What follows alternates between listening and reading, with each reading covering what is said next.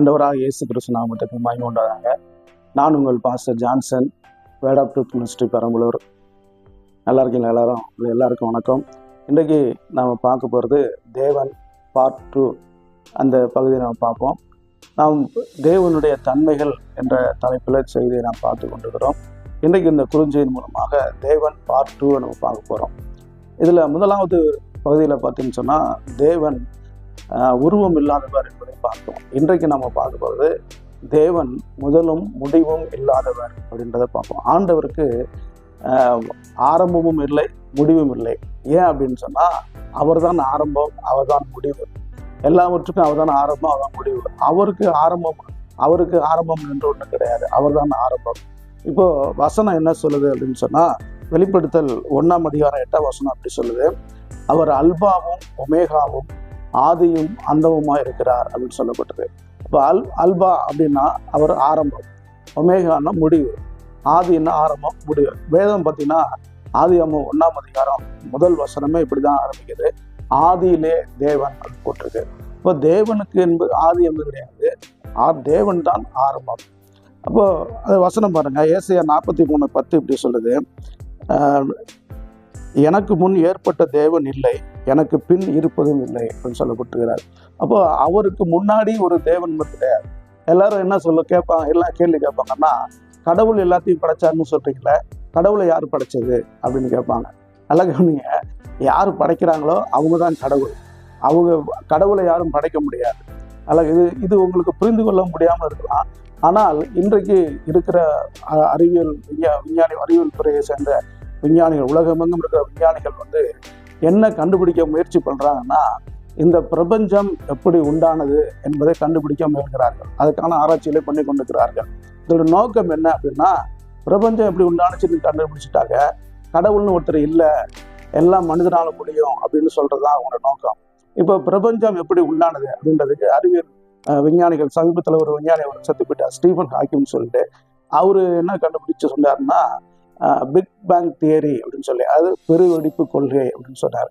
அது ஏதோ ஒரு கிரகம் இருந்ததாகவும் அது வெடித்து சிதறி இப்படி உலகத்துல எல்லாம் நட்சத்திரங்கள் எல்லாம் கோள்கள் எல்லாம் உண்டானது அப்படின்னு சொல்லி அவங்க சொல்றாங்க. ஆனால் அப்ப அந்த முதல் கிரகம் எப்படி உண்டானது அப்படின்னு சொன்னா, அது வாயுக்களால் எல்லாம் ஒன்று சேர்ந்து அந்த கிரகம் உண்டானது அப்படின்னு சொல்றாங்க. அது வெடித்து சிதறியது. ஏன் வெடித்து சிதறியது அப்படின்னு சொன்னா, அதனுடைய ஈர்ப்பு விசையில ஏற்பட்ட மாறுதல் தான் அது மாதிரி நடந்தது அப்படின்னு அவங்க சொல்றாங்க. அப்போ இந்த உலகத்தில் இருந்த எல்லா கோள்களும் நட்சத்திரங்களும் கிரகங்களும் இயங்குவதற்கு முக்கியமான காரணம் அவர்களுடைய ஈர்ப்பு விசை தான்.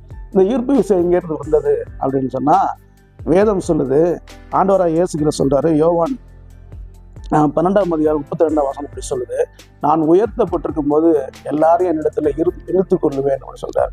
அப்போ இந்த இழுத்து கொள்ளுவேன் என்ற வார்த்தையை பாருங்க, இதுதான் ஈர்ப்பு விசை. ஆண்டவர் நம்மை தன்னிடத்தில் இழுத்து கொள்கிறார். வேதம் சொல்லுகிறது, பக்தி உள்ளவனை தேவன் தமக்கென்று தெரிந்து கொள்கிறார் என்று சொல்லப்பட்டுகிறது.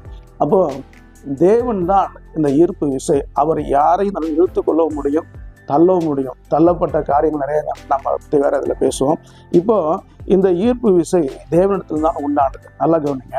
அப்போ கடவுள் தான் எல்லாவற்றுக்கும் ஆர்வமா இருக்கிறார். அவருக்கு முன்னாடி ஒன்றும் கிடையாது. அப்போ அவர் எப்படி உருவானார் என்ற அந்த அறிவை மனிதனுக்கு அவர் கொடுக்கவே இல்லை. மனிதனால் அதை கண்டுபிடிக்கவே முடியாது ஒரு காலத்திலும். கடவுள் எப்படி உண்டானார் என்பதை கண்டுபிடிக்கக்கூடிய அந்த அறிவையும் ஞானத்தையும் தேவன் மனிதனுக்கு கொடுக்கவே இல்லை. கடவுளை ஆராதிக்கப்படி, கடவுள் சொல்ற வார்த்தையை கேட்கும்படி, அது நடக்கும்படிதான் தேவன் நமக்கு அறிவை கொடுத்திருக்கிறார். எனவே நாம் அந்த ஆராய்ச்சியை விட்டுவிட்டு, கடவுள் எப்படி உண்டானார் ஆராய்ச்சியை விட்டுவிட்டு, நம்ம எப்படி உண்டாக்கினார், நாம் என்ன செய்ய வேண்டும் என்பதை நாம் அறிந்து அதன்படி நடந்தோமானால் கடவுளுடைய ஆசீர்வாதத்தை பெற்றுக்கொள்ள முடியும். இப்படி இந்த அறிவியல் ஆராய்ச்சிகள், இந்த பெருவெடிப்பு கொள்கை, இப்படி எல்லாம் ஆராய்ச்சி பண்ணாலும் அவர்கள் கடவுளை குறித்து அவர்கள் கண்டுபிடிக்கவே முடியாது.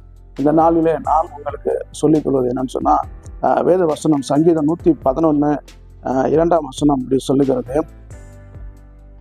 கர்த்தருடைய செய்கைகள் பெரியவைகளாக இருக்கிறது, அவைகளில் பிரியப்படுகிறவர்கள் அவைகளில் பிரியப்படுகிற எல்லாராலும் ஆராயப்படுகிறவர்களாக இருக்கிறது. கர்த்தருடைய செய்கைகள் பெரியவைகளாக இருக்கிறது, அவைகளில் பிரியப்படுகிற எல்லாராலும் ஆராயப்படுகிறதாம் இருக்கிறது சொல்லப்படுது. அப்போ தேவனுடைய செயல்கள் எல்லாம் நம்முடைய அறிவு கேட்டாதது. அது தேவனுடைய வார்த்தையின் மீது பிரியப்படுகிறவர்கள் எல்லாம் அதை ஆராய்ந்து கண்டுபிடிப்பார்கள். எனவே இந்த வேதத்துல இல்லாத எந்த காரியமும் உலகத்துல கிடையாது. உலகத்தில் இருக்கிற எல்லா காரியமும் வேதத்தில் இருக்கிறது என்பதை தான் வேதம் நமக்கு காட்டுகிறது. எனவே இந்த நாளில நம்ம வாழ்க்கையில நாம் ஆண்டவராக இயேசு கிறிஸ்துவை ஆரம்பமும் முடிவுமாக வைத்துக் கொள்வோம். நம்முடைய வாழ்க்கைக்கு ஆரம்பம் அவர்தான், முடிவும் அவர்தான். எனவே இந்த இடைப்பட்ட காலத்துல நாம் ஆண்டவராக இயேசுவுக்கு பிரியமா நடப்போம், அவரை ஆராதிப்போம், உயர்த்துவோம். தேவன் நம்மை ஆசீர்வதிப்பாராக. வணக்கம்.